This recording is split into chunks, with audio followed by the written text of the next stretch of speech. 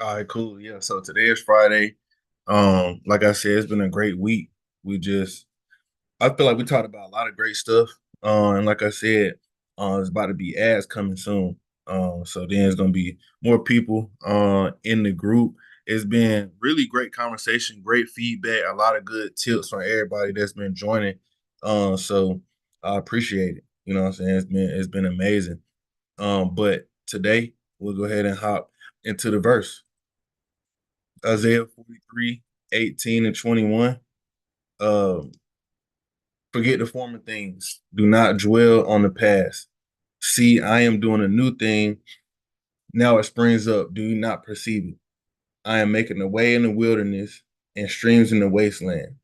The wild animals honor me, the jackals and the owls, because I provide water in the wilderness and streams in the wasteland to give drink to my people, my chosen, the people I've formed for myself, that they may proclaim my praise.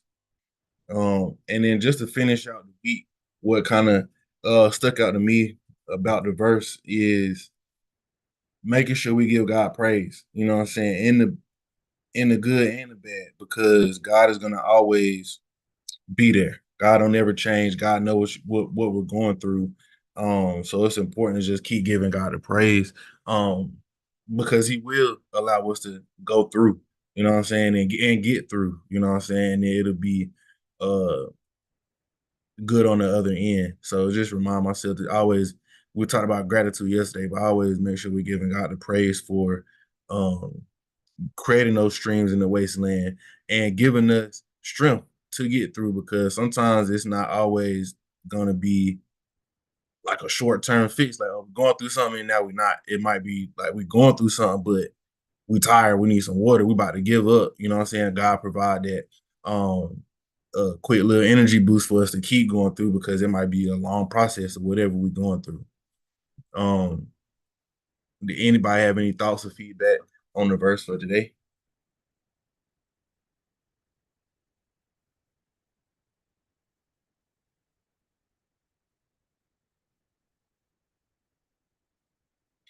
Cool. So today, just wanted to talk about subscription-based business models. Don't know how y'all business is structured, right?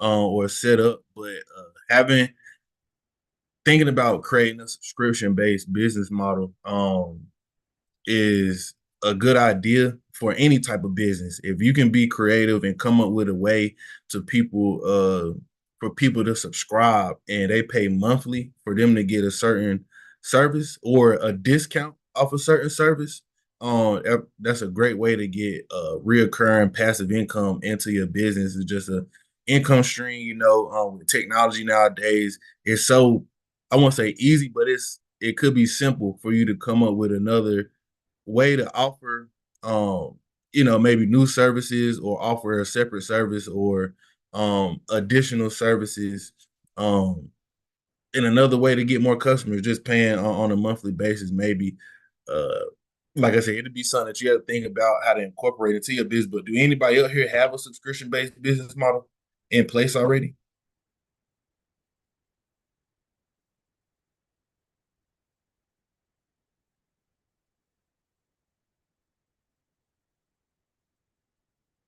So yeah, like I said, it's something to think about. It's like, for example, it's this black owned uh oral care, or I guess, yeah, oral care company called Garner's Garden. They sell, like, mouthwash, toothpaste, toothbrushes, um, floss, a whole bunch of stuff like that. You could, yeah, buy the products, but you can buy them and then you could make it reoccurring. So they send you a package every month. You know what I'm saying? Or I think it's like every 2 months. I get it. Whenever they run out or whatever, whenever you presume to run out, it's just a way, because a lot of times, as well as with stuff you might be subscribed to, somebody might subscribe to something and then totally forget about it, right? So that's on them, as a customer or as a person, but as a business owner, you still getting that reoccurring, like I said, revenue, like I said. So it's just something to think about, to be aware of, another avenue that you could add. That's something to think about.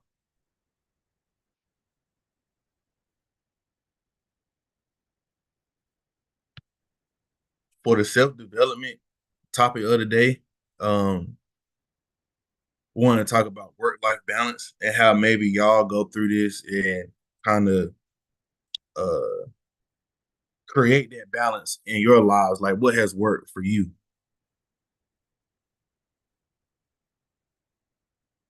if you have balance at all.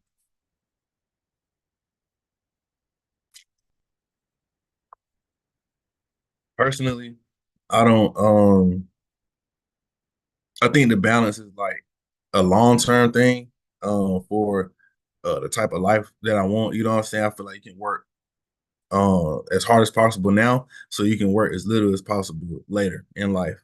I know tomorrow ain't promised, but um, I hope to be here as long as possible. And then, so that's how I would like to kind of balance that out. I don't know if there is a way to like get a work life balance every day because it's just so much going on. This ain't the 60s anymore. So I'm not sure. But anybody have feel like they have like maybe a work life balance that they try to routine that they try to stick to or anything like that?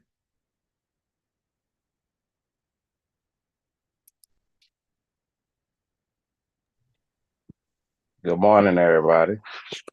I guess I started off, but yeah, man. I think me and my wife and my daughter got a pretty good. Well, me and my wife got a pretty good work life balance. But it take planning. A lot of times it take real good planning.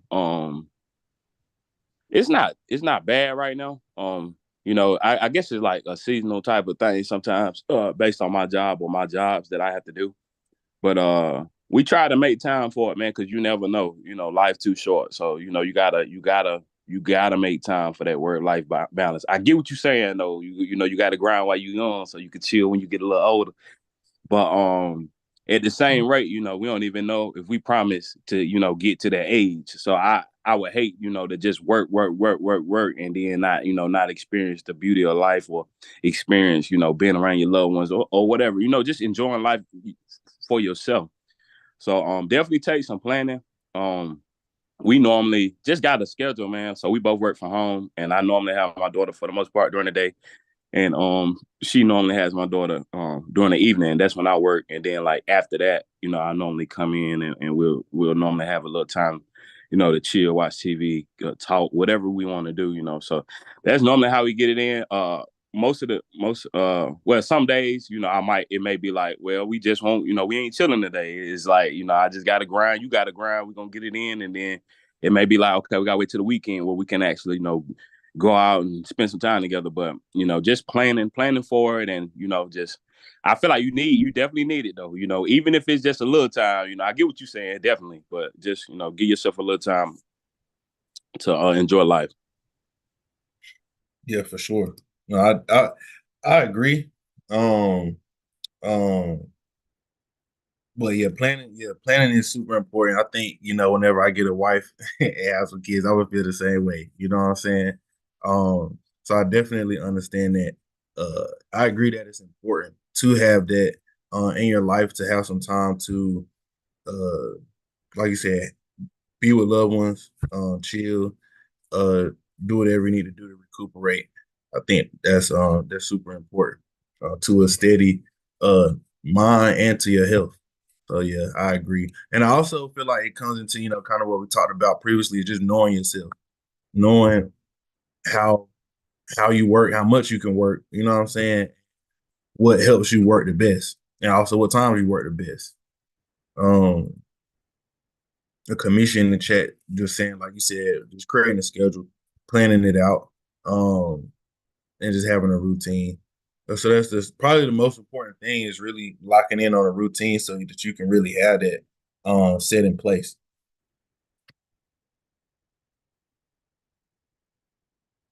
Anybody else got any work life balance tips or anything they want to say about having a work life balance, how it benefits them or how it doesn't benefit them?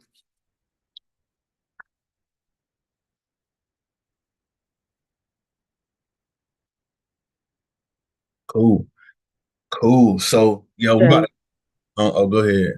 Sorry, I'm trying to get ready. I did want to jump in really quickly and just say, for myself, I agree with you in trying to go as hard as possible now so you can create that life later.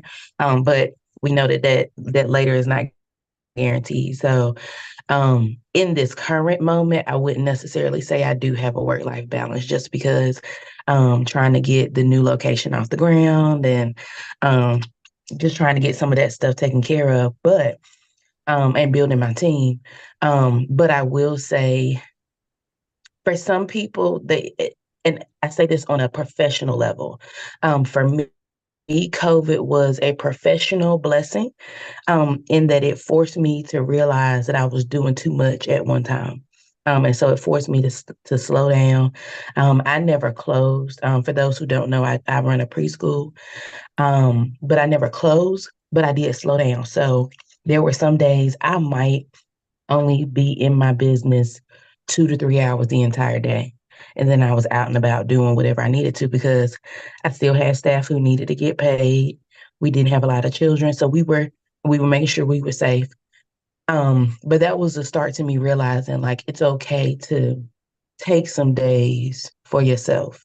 And so probably I haven't had these days in probably about a year and a half. But I used to, and I had to get past people being upset that I wasn't there or expecting me to always be present.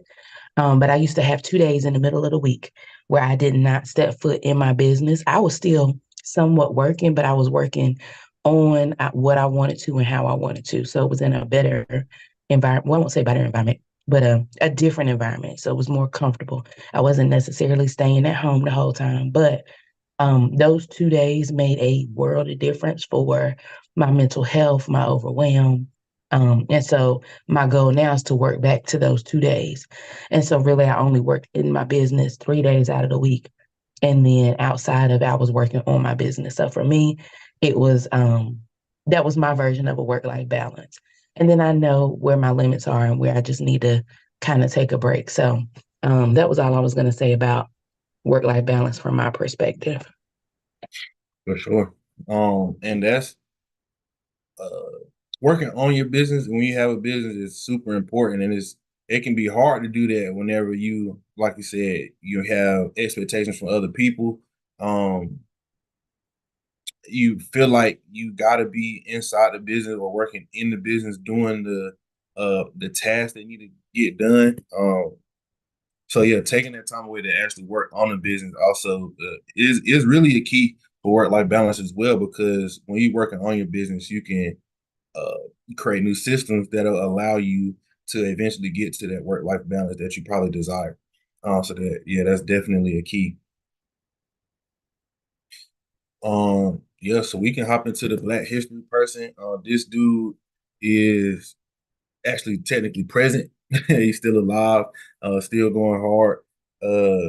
But I just he kind of controversial, I guess, to how he did it, but I definitely wanted to point him out because he's done a lot of great stuff, regardless of, what I'm saying, whatever he be doing. Um, but yeah, so Tyler Perry. Um, y'all know Tyler Perry from probably, Madea and all of that, but he was the first billionaire in the entertainment industry, first black billionaire in the entertainment industry. He has the largest film studio as far as size, like square footage in America.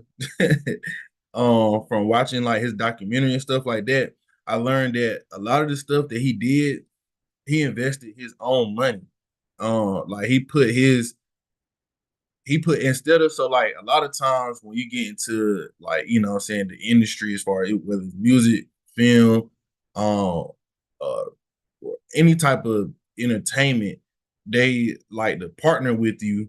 You know what I'm saying? So basically, give you the money up front, and you'll get something off the back end. Basically, Tyler Perry fronting his own money, whether he got that money from the doing his plays in the previous part of his life, or whether he took out a loan and funded some of his TV shows. Regardless, it was him putting up the money and betting on himself, and then that's when he got his own. all of his returns. So he was the owner of a lot of his stuff. That's what allowed him to rise up and be a billionaire and be so successful. Really, just having that belief and vision and paving the way. And I know a direct correlation to how he opened a way for other people is going down to 50 Cent. So 50 Cent got like one of the largest TV show network, probably only behind Tyler Perry. As far as like running TV shows, they got a whole network out here of shows and then spinoff of shows. So that's a direct correlation of how somebody paved the way for somebody else and allowed them to have success doing the same thing. A little bit different, but kind of like the same avenue in the entertainment industry. So yeah, Tyler Perry has done a lot, and then he done made it happen for a lot of other people, either directly or indirectly. Anybody had any comments on Tyler Perry? Anything I left out that might need to be shared?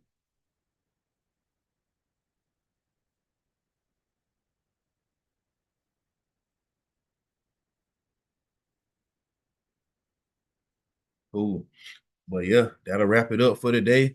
Um, it's Friday. Hope everybody had a great week. Hope everybody have a great weekend. And then we'll be right back at it on Monday.